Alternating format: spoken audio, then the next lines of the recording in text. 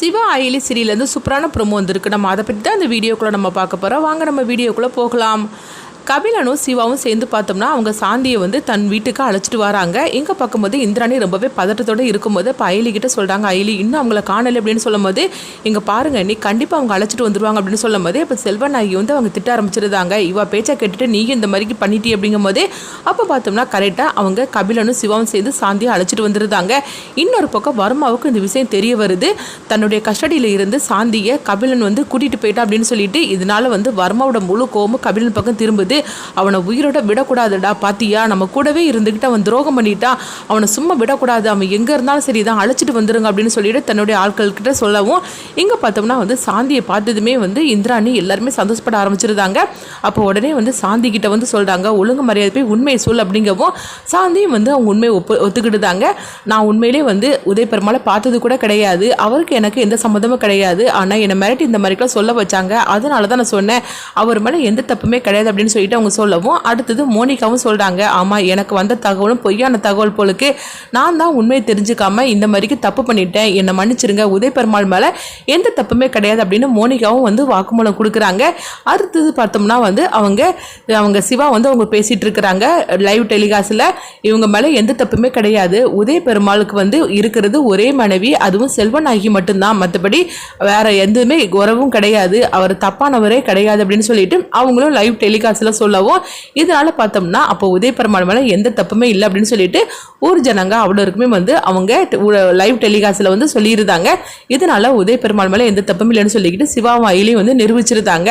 அடுத்த பார்த்தோம்னா இந்திராணி வந்து சிவா அயலிக்கிட்ட சொல்கிறாங்க, உண்மையிலேயே நீங்கள் பண்ணின காரியத்துக்கு நன்றின்னு ஒரு வார்த்தை சொன்னால் பத்தாது, ஏன்னா நீங்கள் அவ்வளோ பெரிய விஷயத்த நீங்கள் பண்ணியிருக்கிறீங்க அப்படிங்கவும் அப்போ சாந்தியை போட்டு அவங்க திட்டவும் சாந்தி வந்து என்னை மன்னிச்சிருங்க, இனிமேல் நான் அந்த பக்கம் கூட தசை பக்கம் கூட நான் வரமாட்டேன்னு சொல்லிட்டு அவங்க போகவும் அப்போ மோனிகாவை போட்டு இந்திராணி வந்து திட்டுறாங்க, நீ எப்படியாவது வந்து என் குடும்பத்தை அசிங்கப்படுத்தணும்னு சொல்லிட்டு என்னெல்லாம் நீ பண்ணுன, ஆனா பாத்தியா உண்மைதான் ஜெயிச்சிருக்குது, இன்னுமலாவது என் குடும்பத்தை பத்தி நீ இந்த மாதிரி அவதூறு பரப்புன்னு சொல்லி நினைச்சுன்னு வச்சுக்கேன், உன்னை சும்மா விட மாட்டேன் அப்படின்னு மோனிகாவை போட்டு வெளுத்து வாங்கிட்டு இருக்கிறாங்க இந்திராணி. மோனிகாவும் அங்க இருந்து போகவும் அடுத்ததா பார்த்தோம்னா உதய் பெருமாள் வந்து சிவா அயலி அவங்க கிட்ட ரொம்பவே நன்றி சொல்றாங்க.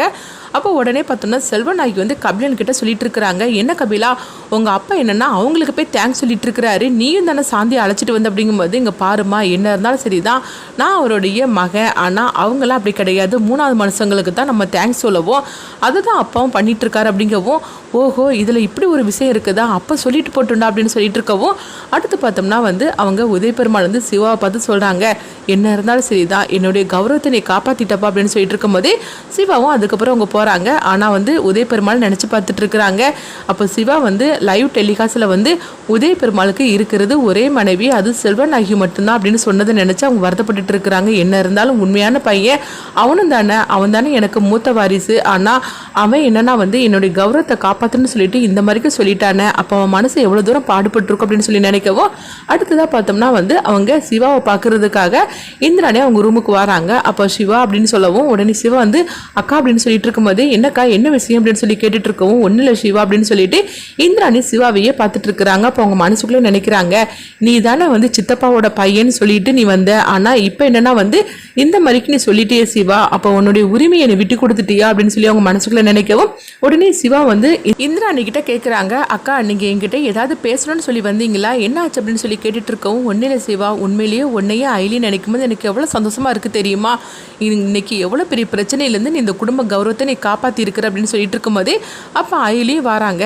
என்ன நீ எத்தனை தடவை தான் நீங்கள் தேங்க்ஸ் சொல்லிட்டே இருப்பீங்க அப்படிங்கும்போது எவ்வளோ சொன்னாலும் பத்தாது, உங்கள் ரெண்டு பேருக்கு என்ன வேணும்னு கேளுங்க நான் செஞ்சு கொடுக்குறேன் அப்படிங்கும்போது என்ன நீ இந்த மாதிரிலாம் பேசிகிட்டு இருக்கிறீங்க, இது நம்ம குடும்பம் அப்படின்னு நினச்சி தான் நாங்கள் பண்ணணுமே தவிர எந்த வித பிரதிபலப்பும் நாங்கள் எதிர்பார்த்து நாங்கள் அதை பண்ணலை, அதனால் இந்த மாதிரிலாம் இங்கே சொல்லாதீங்க, இப்படி சொல்லும் போது எங்களுக்கு கஷ்டமாக இருக்குது அப்படின்னு சொல்லவும் அப்போ இந்திராணி வந்து சொல்கிறாங்க, எங்கள் பாரி சிவா அயலி உங்களுக்காக உங்களுக்கு என்ன பிரச்சனை வந்தாலும் சரி தான், உங்களுக்காக நான் இருக்கிறேன் அப்படின்னு சொல்லிட்டு இந்திராணி அவங்கள பற்றி ரொம்பவே சந்தோஷப்பட்டுட்டு போகவும் அடுத்ததாக பார்த்தோம்னா அயலி வந்து சிவா கிட்ட சொல்லிட்டு இருக்கிறாங்க, இந்திராணி அண்ணி எதை பற்றி சொல்கிறாங்க தெரியுமா, நீ தான் வந்து அவருடைய வாரிசுங்கிறத நீ எப்படியும் வந்து நீ சொல்லணும், அதுக்காக அவங்க வந்து நம்மளுக்காக சப்போர்ட் பண்ணுவாங்க அப்படிங்கிறது தான் சொல்லாமல் சொல்லிட்டு போகிறாங்க அப்படிங்கவும் எனக்கு புரிஞ்சிச்சு அயலி அப்படிங்கிறாங்க. அடுத்தங்க பார்த்தோம்னா வர்மாவை தான் காட்டுறாங்க. இப்போ வர்மா வந்து கபிலனை அவங்க ஆட்களை வச்சு கூட்டிகிட்டு வந்துருந்தாங்க. வந்ததுமே வர்மா வந்து சொல்லிட்டு இருக்கிறாங்க, உனக்கு எவ்வளோ தைரியம் இருந்தால் இந்த மாதிரிக்கு என் கஸ்டடியில் இருந்த சாந்தியை நீ அழைச்சிட்டு போயிருப்ப. அப்போ ஆக மொத்தத்தில் உங்கள் அப்பாவுக்கு எந்த கெட்ட பேரும் வந்துடக்கூடாதுன்னு சொல்லிட்டு நீ இப்படிலாம் பண்ணியிருக்கிற. எனக்கு என்ன ஆனாலும் பரவாயில்ல தானே சொல்லிக்கிட்டு கபிலனை போட்டு அடின்னு அடித்து வெளுத்து வாங்குறாங்க. அப்போ கபிலன் சொல்கிறாங்க, இங்கே பாரு வர்மா, நான் சொல்கிறது கேளு. அப்படிங்கும்போது நீ என்னடா சொல்ல வேண்டியது இருக்குது, எப்போ பார்த்தாலும் எனக்கு நீ துரோகம் தான் பண்ணிட்டு இருக்கிற. இதனால் வரைக்கும் நீ பண்ணினது பரவாயில்ல, ஆனால் இன்னைக்கு நீ பண்ணின துரோகத்துக்கு அளவே கிடையாது, உன்னை உயிரோடே விட மாட்டேன்னு சொல்லிட்டு கபிலனை போட்டு அடின்னு அடித்து வெளுத்து வாங்கிட்டு இருக்கவும் இங்கே பார்த்தோம்னா ரித்திகாவையும் அங்கே செல்வநாயகி தான் காட்டுறாங்க. கபிலன் எங்கே போனான்னு தெரியல, ஃபோன் பண்ணாலும் ஃபோனே எடுக்க மாட்டேங்கிற அப்படின்னு சொல்லிட்டு இருக்கும்போதே அப்போ சிவாவும் அயிலையும் வந்து அவங்க நினைக்கிறாங்க, ஒருவேளை வர்மாவால் கபிலனுக்கு ஆபத்து வந்திருக்குமோ, ஏன்னா சாந்தியை கபிலன் தானே அழைச்சிட்டு வந்தான், அதனால வர்மாவோட ஏதாவது ஆபத்து வந்திருக்குமோன்னு சொல்லிட்டு நம்ம உடனே கிளம்புறோம் அப்படின்னு சொல்லி சிவா அயிலே அவங்க டீம் எல்லாருமே கிளம்புறாங்க. அடுத்தது பார்த்தோம்னா வந்து அவங்க எல்லா பக்கமும் கபிலனை தேடிட்டு இருக்கும் போதே அப்போ வந்து ஒரு கார் நிற்கிது. அந்த காரில் வந்து யாரையோ ஒருத்தவங்க ரோட்டில் தூக்கி வீசுகிற மாதிரி இருக்குது. உடனே கபிலன் வந்து யாரையோ வந்து காரில் இருந்து அதாவது கீழே கொண்டு போட்டுட்டு போகிறாங்க. யார் அப்படின்னு சொல்லிட்டு அவங்க சிவாவும் அயிலையும் ஓடோடி போகிறாங்க. போய் பக்கத்தில் போய் பார்த்ததுமே அவங்களுக்கு அப்படியே அதிர்ச்சி அடைகிறாங்க. கபிலன் தான் அந்த நிலமையில இருக்கிறாங்க. ஐயோ கபிலா அப்படின்னு சொல்லிக்கிட்டு, கபிலா உனக்கு என்ன ஆச்சு அப்படின்னு சொல்லிட்டு சிவா வந்து அப்படியே இந்த தன்னுடைய பதட்டத்தை காட்டவும் அப்போ அயிலி வந்து கவனிக்கிறாங்க. என்னதான் வந்து சிவா மேலே கோவத்தில் இருந்தாலும் ஆனால் தன்னுடைய தம்பிக்கு இந்த மாதிரிக்கு ஒரு நிலைமை ஏற்பட்டதுன்னுமே சிவாவுக்கு தன்னை அறியாமையே வந்து ரத்த பாசம் துடிக்குது அப்படின்னு சொல்லிட்டு அவங்க நினைக்கவும் இப்போ நம்ம உடனே ஹாஸ்பிட்டலுக்கு அழைச்சிட்டு போயிடலாம் அப்படின்னு சொல்லிட்டு கபிலனா அவங்க ஹாஸ்பிட்டலுக்கு அழைச்சிட்டு போகிறாங்க. அடுத்து பார்த்தோம்னா அயிலி வந்து இந்த விஷயத்தை பற்றி அவங்க இந்திராணிக்கு ஃபோன் பண்ணி சொல்லவும் எல்லாருமே குடும்பத்தோடு அங்கே வந்துருந்தாங்க. வந்ததுமே செல்வநாயகி ரித்திகாவும் அழ ஆரம்பிச்சிருந்தாங்க. ஐயோ என் பையனுக்கு என்ன ஆச்சு அப்படின்னு சொல்லிட்டு அவங்க அழுதுகிட்டு இருக்கவும் இன்னொரு பக்கம் ரித்திகா வந்து அழுதுகிட்டு இருக்கிறாங்க. அப்போ உடனே வந்து சிவாவை வந்து அவங்க இந்திராணி வந்து சொல்லிட்டு இருக்கிறாங்க, சிவா என்னாச்சு அப்படிங்கும்போது எல்லாம் அந்த வர்மாவோட வேலை தான் அப்படிங்கிறாங்க.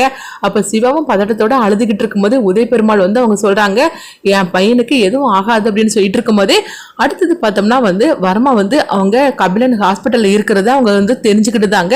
கபிலன் ஒன்று உயிரோட தான் இருக்கிறான்னா அவனை உயிரோட விடக்கூடாதுன்னு சொல்லிட்டு வர்மா வந்து கபிலனோட கதையை முடிக்கிறதுக்காக ஹாஸ்பிட்டலுக்கு வராங்க. அவங்க கிட்ட இருந்து சிவாவும் அயிலையும் கபிலனை எப்படி காப்பாற்ற போறாங்க, அடுத்து என்ன நடக்க போகுதுன்னு சொல்லி பார்க்கலாம்.